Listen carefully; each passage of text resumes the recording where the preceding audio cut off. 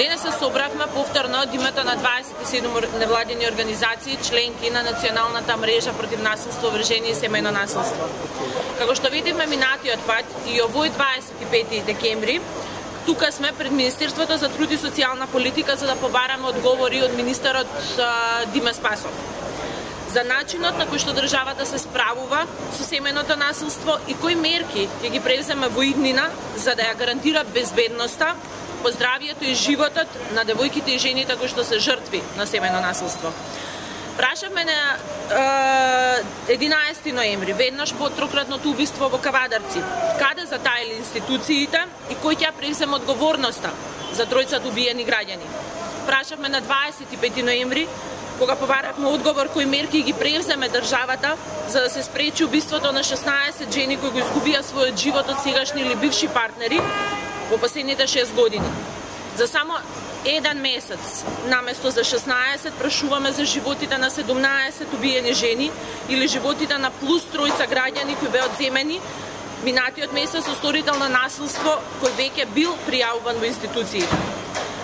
Ако одговорот на Министерството за труд и социјална политика е дека институциите ги превзеле сите неопходни мерки, како е можно за само 2 месеци да имаме 2 трократни убиства?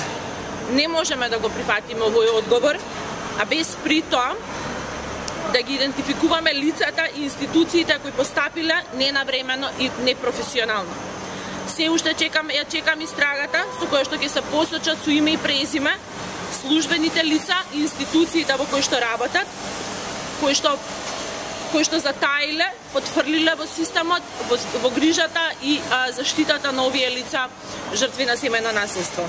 Граѓаните имаат право да добијат сеопфатен одговор на овие прашања. Тоа што немаме одговори за трократните убиства во однос на тоа кој ќе ја превземе одговорноста, дозволивме да ги разгледаме опциите кои што ни стојат на располагање согласно законската регулатива и одлучивме дека ќе поднесеме кривични пријави до јавното обвинителство за несовесно работење на страната на центрите за социјална работа, како и злоупотреба на службената положба и областување на полицијата во овие 2 града, со цел јавното обвинителство да истражи и да утврди дали постои можност за покренување на судска постапка за утврдување на одговорност на страната на лицата кои што постапувале во двата случаи. Ова е нешто што следува согласно стандардите на Европскиот суд за човекови права, поради тоа што во одлуката ОПУС против Турција и Европскиот суд за човекови права си има изјаснато дека не само донесувањето на законите, туку ефикасната имплементација на законите всушност значи заштита на жените од семејно насилство и други типови на насилство, врз основа на што ќе се повикаме на овие стандарди и ќе бараме јавното обвинителство на вистина да спроведе ефикасна истрага за одговорноста на лицата кои што постапувале во овие случаи. Еден месец после последниот протест, ние денес повторно констатираме и повторно ги прашуваме институциите. Во земја како Македонија, во која што повеќе од 30% од граѓаните трпат некаков тип на насилство, постои само еден сервис кој што работи со сторители на семејно насилство. Затоа денес прашувам, кога Министерството за труд и социјална политика ќе отвори вакви центри на ниво на цела држава, колку средства од националниот буџет, од буџетот на Република Македонија, се планирани за 2015 година за отворање на сервиси за сторители. Во Македонија постојат 4 засолништа за жртви на семејно насилство, наспроти потребните 20. Или постои еден кризен центар, наспроти потребните 20 центри за популација која што живее на ниво на цела земја. Денес повторно прашувам, кога Министерството за труд и социјална политика ќе отвори дополнителни 16 засолништа за жртви на семејно насилство кои се потребни на ниво на цела земја, односно кога Министерството за труд и социјална политика планира да отвори дополнителни 19 кризни центри за жртви на семејно насилство кои што се неопходни во нашата земја. И конечно, колку средства од буџетот во Република Македонија се планирани за 2015 година за да се отворат овие неопходни советувалишта и кризни центри. На 1 јануари 2015 година стапува во сила новиот закон за заштита и превенција од семејно насилство. 6 дена пред стапување на законот на сила, земјата се уште нема започнато со развивање на подзаконските акти за да може да се спроведе овој закон.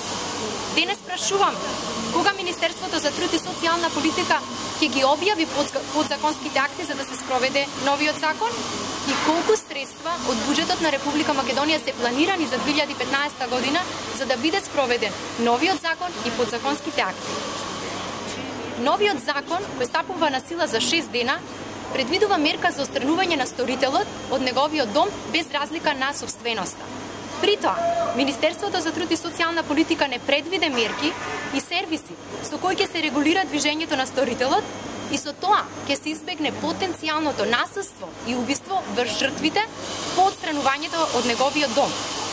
Затоа денес прашувам кога и кои мерки планира да ги превземе Министерството за труд и социјална политика со кои ќе се регулира движењето на сторителите по отстранувањето од нивниот дом и со тоа ќе се гарантира безбедноста по животот и здравието на сите жртви на семејно насилство во Македонија. Колку средства од буџетот се планирани во 2015 година за да се предвидат овие мерки со кои ќе се регулира движењето на сторителите? Ќе продолжим да ги поставуваме сите овие прашања секој месец на 25-ти се додека не добиеме одговори.